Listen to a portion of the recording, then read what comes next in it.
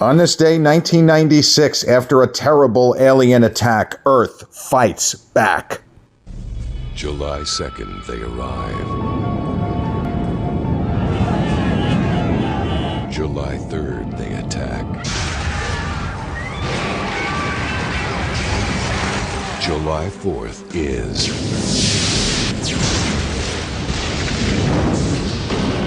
Independence Day.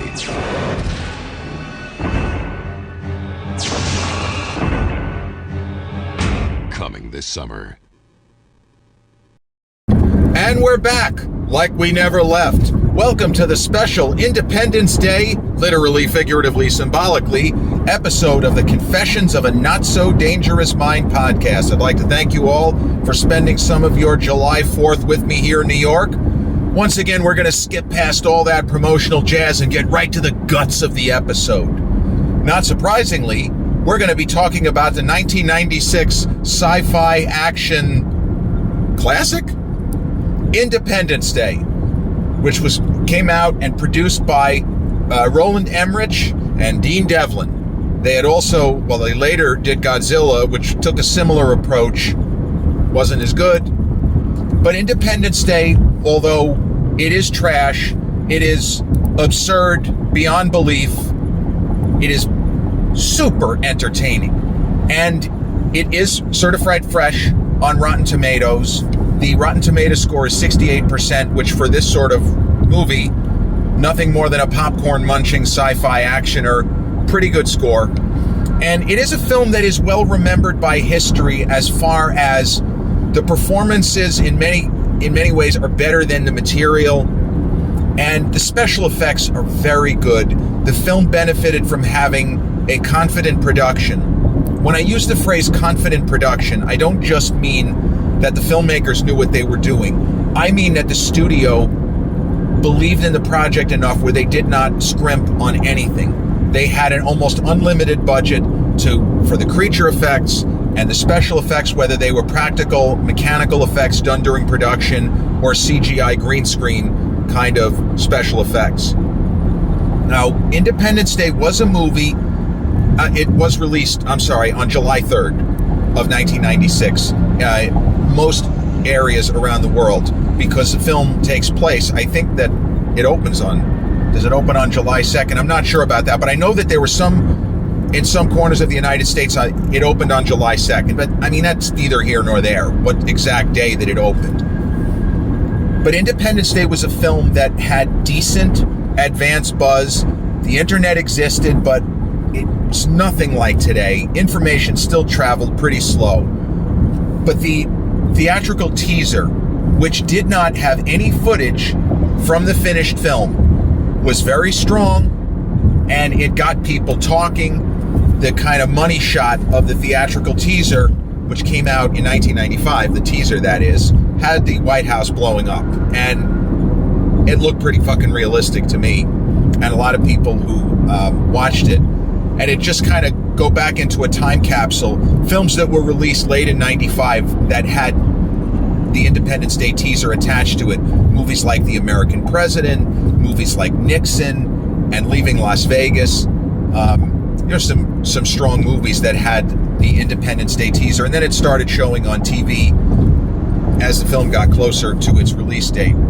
But I was looking forward to it. I was excited for it. And the summer of 96 is an up and down summer. There were certain movies I absolutely adore and loved the first time through, such as The Rock with Nicolas Cage and Sean Connery. Great action movie, came out earlier in the summer. Eraser with Arnold, very, very solid. Not one of Arnold's best, but a very solid film.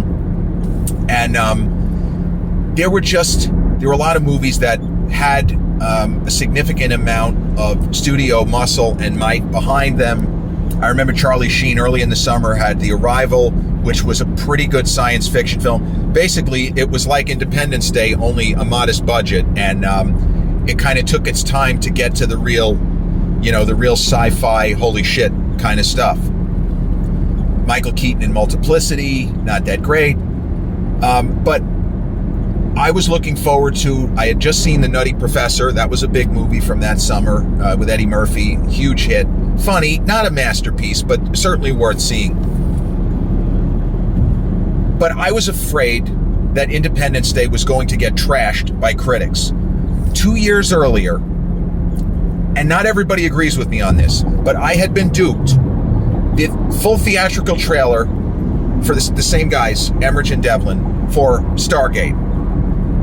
It made the movie seem like a cerebral sci-fi epic. The casting was interesting with James Spader and Kurt Russell and Jay Davidson, who is a name that a lot of people under 35 have no idea who that is. But Jay Davidson still had a lot of heat surrounding him. Oh, sorry, spoiler alert. Because Jay Davidson had drawn an Oscar nomination for really an incredible performance in the movie The Crying Game, which dealt with all kinds of gender identity issues. And Jay Davidson had been a hairdresser by trade when the great Neil Jordan kind of plucked him out of obscurity and cast him in a pivotal role in The Crying Game, which is a great movie with Miranda Richardson and Stephen Ray and Forrest Whitaker, among others. It is a great film. It was the kind of little engine that could. It was a movie that nearly did an upset at that year, those year's Oscars, and unseated Unforgiven, which was certainly the odds-on favorite and ended up winning the major awards. But Jay Davidson had a big supporting role in Roland Emmerich and Dean Devlin's Stargate, which came out. It was my first semester at New York University, and a lot of people were really geeked to see it, especially among, the sort of elite cinema studies people such as myself. And the movie was a big letdown. I thought it was just a thudding bore. But the trailer looked so good. So the fact that even the later theatrical trailers of Independence Day still look terrific, and I liked the cast. I was already a fan of Will Smith. I didn't see The Fresh Prince, but I liked his film work. 6 Degrees of Separation, I thought he was terrific. The first Bad Boys was okay. But I was looking forward to it. Big fan of Bill Pullman from Spaceballs and Serpent and the Rainbow. And in previous years, While You Were Sleeping, I think Bill Pullman's terrific. He was kind of the surprise of that movie. Love Jeff Goldblum. Was a fan of Jeff Goldblum from the days of The Fly, and I had seen The Big Chill already. I was almost through film school. Very excited for Independence Day. And I don't know that it even screened for critics because I don't remember reading any critics' reviews on the day the film premiered. It's possible that the studio didn't want to take any chances because they knew how corny and absurd the story was. Not sure on this. But I saw the movie and I was very pleasantly surprised. I hoped that the film would at the very least be like 2.5 stars out of 4, that it might be an absolute catastrophic, shit, but at least it would be entertaining. I believe that Independence Day rises to the level of good movie.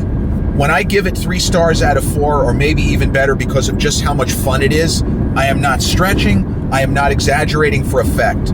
I think the movie works, and the performances, although some are a little bit overwrought, the only actor who calls attention to him or herself in the film is Harvey Fierstein, who is absolutely hysterical.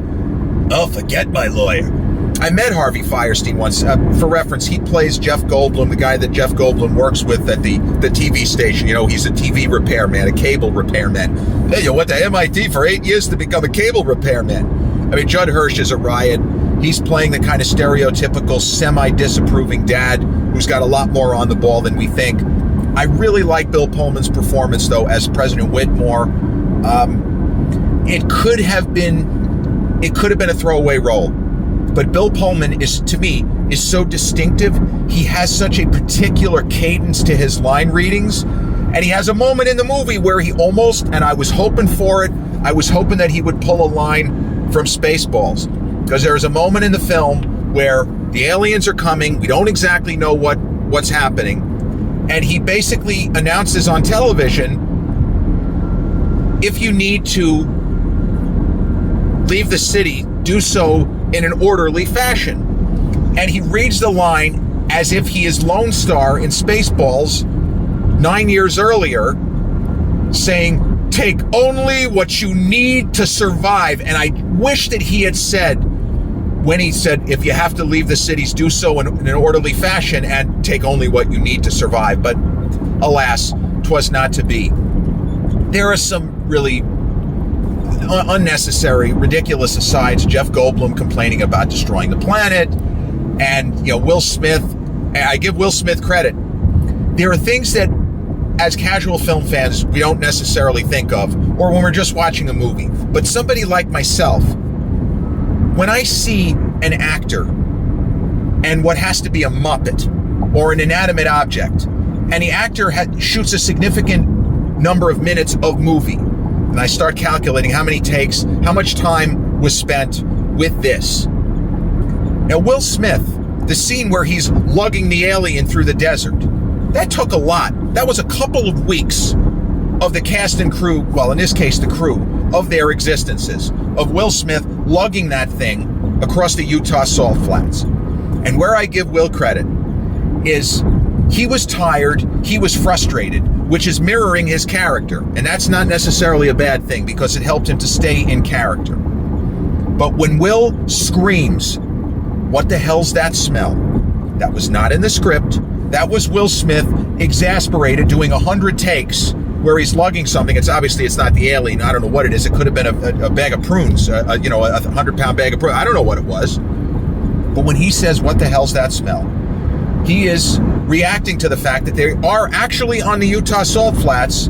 People who've been there say, it smells so bad you don't know what you're going to do with yourself. And Will's natural frustration, reaction, it's up there, with Al Pacino from the previous year when he's on take number 74 and he screams, "She's got a great ass and you got your head all the way up," because he doesn't know what else to do.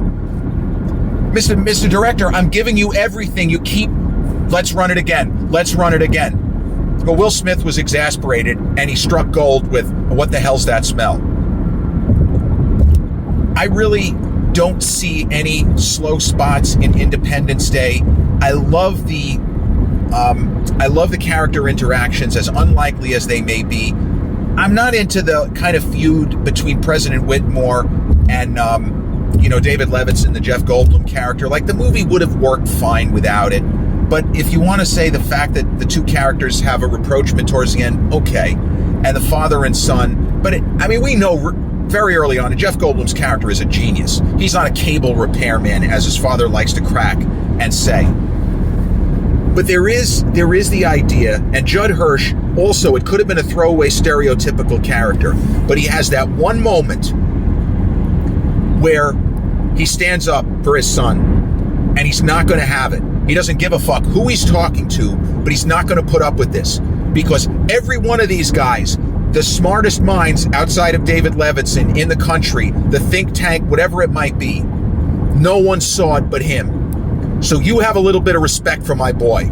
I might make fun of him for being a cable repairman, but you are not allowed to. You don't have those privileges. And we'd all be dead if it wasn't for my David. And Judd Hirsch is he's so intense, and he really sells it, that I'm the only one that can make fun of my son. You motherfuckers show some respect. You don't talk to him that way. You don't ever tell him to shut up. And it's so perfect. So the mechanics of plot are very similar to movies I have recently talked about on the channel. M. Night Shyamalan's Signs, a loose remake of War of the Worlds, and Steven Spielberg's War of the Worlds, which is based on H.G. Wells' book, War of the Worlds. Like, this is not rocket science. But I want to also point out that two other major films of the summer of 1998 that were both big box office hits, one of which was expected to be, and the other one was kind of a bit of a sleeper surprise that was bigger than expected. They both deal with what amounts to ELE, extinction level events. Now, an alien invasion film is different because it's not the planet that could go extinct, it's humankind that could go extinct. In Deep Impact, which came out earlier in the summer, comets are headed for Earth, and we're looking at it's the end of the world as we know it, and we don't feel fine. Armageddon, same basic story. Meteors, comets, whatever you want to call it, headed for Earth, and it's the end of the world as we know it. Independence Day, they mean, the aliens that is, they mean to make it an extinction level event. Not extinction of the planet. They want the planet. Not an extinction of a planet, but they have no use for us puny humans. They have no use for us. And so that's where the film gets its, not really turns of plot, but the way that things tighten when we see that the aliens are so much more advanced than we are, and how can we fight them? What can we do? And it's up to our kind of motley crew of ragtag cast of characters to kind of come together and figure shit out. But ultimately, although there is more figuring stuff out in Independence Day, the reality is the aliens are defeated by plot devices. They're defeated by mechanics. They're not really defeated by any genius from our people. I mean, the movie kind of tries to portray that, but, you know, it's not really the case. Now, I personally have never seen the sequel, Independence Day Resurgence. I don't know a single person who told me it was any good or that, oh my God, you have to see it, it's amazing. Most people thought, even though some of the original cast came back, the film is just crap. It was a cash grab. So yeah, I didn't bother with the sequel. But what I also like, and it's not easy to do this, and as I say, Emmerich and Devlin tried the same strategy with 1998's Godzilla, where they take a novel style approach, and by novel I mean book, where you introduce separately a bunch of disparate characters, a terrible situation, and then many of these disparate characters become vitally important to one another as the story unfolds. And in Deep Impact, as I just said, Deep Impact does that, and I would argue does that as well as, Deep Impact and Armageddon were 1998. Independence Day is 96. I shouldn't have said, they didn't come out in the same year. But the concept of the extinction level event, and there have been a lot of summer movies that dealt with such things. So the idea is the same. It's just they didn't all come out in the same summer. But Independence Day, you meet Will Smith, and he's a flyer. He wants to fly the space shuttle. We meet Jeff Goldblum and his father. He's working kind of below his station. We meet the President of the United States. And these characters, you know, and there's other side characters. Randy Quaid, that character is completely absurd. You know, they did sexual experiments. But these characters, at some point, are all critically important to the story, and in most cases they meet and they become critically important to each other as we try to save mankind from these marauding, invading piece of shit aliens. And a film gives us the kinds of moments of triumph that this particular movie needs. In a film, the later films such as Deep Impact or Armageddon, there's no one to triumph over. And I'm reminded of another 1996 film, but the end of the year, Daylight, the Sylvester Stallone film. A good movie, but as more than one critic pointed out, the problem with Daylight is there's no one for Sly to snarl at. There's nobody for him to threaten or I'm coming to get you or anything like that. In Independence Day, we get the delight, spoiler alert, of seeing our heroes. We got fucked by the aliens. They did a lot of damage. We're going to send those sons of bitches to hell. Fuck them all.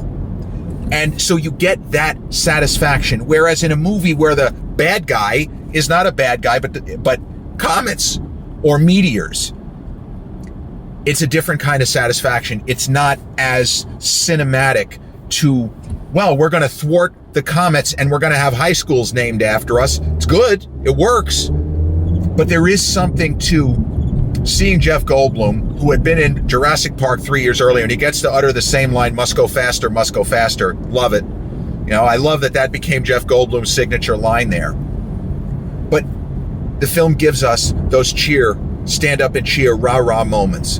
And it doesn't appear to be the kind of movie that's headed in that direction. And I like that it goes there, even though it's corny and manipulative and, as I say, so absurd. But actors sell it. And here's another thing to remember about cinema in the 90s. President Whitmore in this movie is presented in a similar fashion to Harrison Ford's president in the following year's Air Force One. And by that, I mean to say, Harrison Ford's character, the President of the United States, is, of all cinematic presidents, and I would include Dave Kovic in the movie Dave, and Morgan Freeman in Deep Impact, as I said, and anybody else you can name, Harrison Ford of Air Force One's Get Off My Plane, he is the most badass cinematic president. I think that anybody who has seen all of the 90s movies where presidents play a major role, he is badass number one. But Whitmore is close. He's close. He may not be as much of a man of action as Harrison is presented as in Air Force One, but he is no shrinking violet, and he is fearless. As Harrison's character, he has moments where he seems to cower, but what we know is him one-on-one with Gary Oldman's terrorist, he's going to stuff him into a fucking garbage can. Gary Oldman's got no shot. This is a guy who is essentially a trained killer. Good luck. You know, like Liam Neeson, good luck.